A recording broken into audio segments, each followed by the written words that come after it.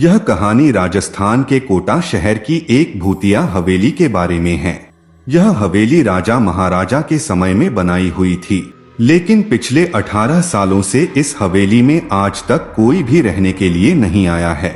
इच्छा होने पर भी इस हवेली में कोई भी नहीं रह पा रहा था, क्योंकि लोगों का कहना थी कि इस हवेली में भूत प्रेत का साया है। जब अजीत सिंह को इस हवेली के बारे में पता चला तो उसने तय किया कि वो इस रहस्य को जानकर ही रहेगा, क्यों लोग इस हवेली में नहीं रह पा रहे हैं। उसने मजबूत इच्छा शक्ति से हवेली में रहने की पूरी तैयारी कर ली।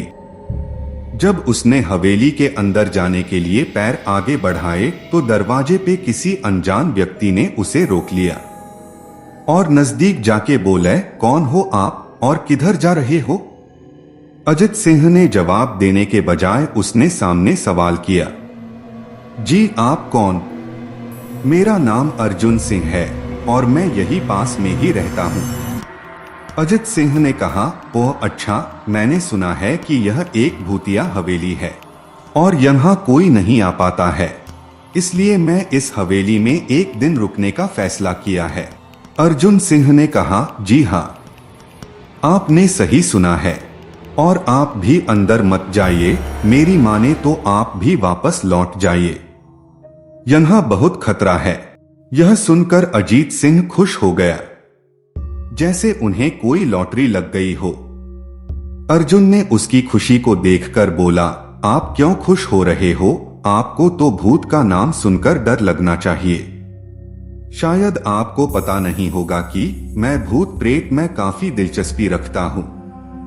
अगर इस हवेली में भूत है तो मैं अंदर जरूर जाऊंगा और सारी सच्चाई का पता भी लगाऊंगा। इतना कहकर अजीत सिंह उस हवेली में चले गए। अंदर जाके अजित ने अपनी बैग को साइड में रखा और हवेली के चारों ओर देखने लगा। सारे रूम भी चेक कर लिए। बाद में ड्राइंग रूम में आके सोफे पर बैठ गया। उसने वहां बैठकर दारू के 2-4 पेग भी पिए। वहीं अचानक उस रूम में लाइट का एक बल्ब चालू बंद होने लगी, लेकिन अजीत ने उस पर ध्यान नहीं दिया। थोड़ी देर बाद दूसरा बल्ब चालू बंद होने लगा, फिर तो हवेली की सारे लाइट चालू बंद होने लगी।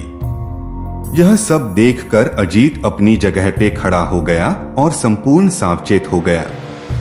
अचानक उसके सामने एक छोटा टेबल हवा में उड़ने लगा। करीबन 6 फुट हवा में ऊपर जाके गोल गोल घूमने लगा और बाद में अजीत की और तेजी से आने लगा। अजित ने तुरंत ही अपने जगह बदल दी और दूसरी ओर चला गया और वो टेबल वहीं जाके गिरा जहां अजित खड़ा था। अजीत कुछ समझ पाता उतने में सोफे की शीट उसकी ओर आने लगी। वो जल्द खड़ा हो गया और छलांग लगा के दूसरी ओर कूद गया, जिसके कारण सोफा दीवार को टकराया और अजीत बच गया। अचानक सब कुछ शांत हो गया। अजित ने चारों ओर सतर्कता से देखा और बड़ी आवाज में बोला, तुम जो भी हो सामने आकर के बात करो। वहीं एक बड़ी परछाई उसके सामने आई। अजित ने उस परछाई को देखकर बोला, कौन हो तुम और क्यों मुझे मारना चाहते हो? परछाई, तुम्हारी भूल के कारण। अजित, मेरी भूल? मैंने कौन सी भूल की? परछाई, इस हवेली में आने की भूल। मैं किसी को भी इस हवेली में खुश नहीं देख सकता। अजित, लेकिन क्यों? वो परछाई ने जवाब दिया, आज से 18 साल पहले इस हवेली के मालिक ने मुझे यहीं पे ही मार डाला था। मेरी कोई गलती भी नहीं थी। इस कारण की वजह से मेरी आत्मा इस हवेली में भटकती रहती है। मैं किसी को भी इस हवेली में नहीं रहने दूंगा, क्योंकि इस हवेली में मेरा खून हुआ था। इस हवेली में जो भी रहने के लिए आएगा उसकी मौत होगी। अजित ने कहा, मैं तुम्हें अपने असली रूप में देखना चाहता हूं। तुम्हें मारने से पहले मैं तेरी यह इच्छा अवश्य पूरी करूंगा। और उस परछाई ने एक भयानक दरमियाना रूप ले लिया। उसका चेहरा इतना भयानक था कि अजीत भी एक क्षण के लिए डर गया था, लेकिन दूसरी ही क्षण में उसने अपने आप पर काबू पा लिया।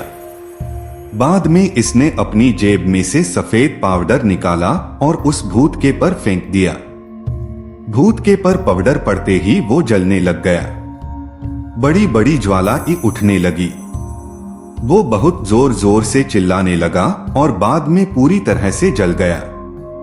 उसके बाद अजीत ने चैन से सांस लिया और वहीं पर सो गया। दूसरे दिन सुबह जब अजीत को सही सलामत हवेली से बाहर आते देख अर्जुन को आश्चर्य हुआ। अर्जुन ने अजीत से पूछा, तुम कैसे जिंदा हो? जब अजीत ने अर्जुन को कल रात को घटी घटना को पूरी तरह से बताया और बोला, अब यह हवेली भूतिया हवेली नहीं रही।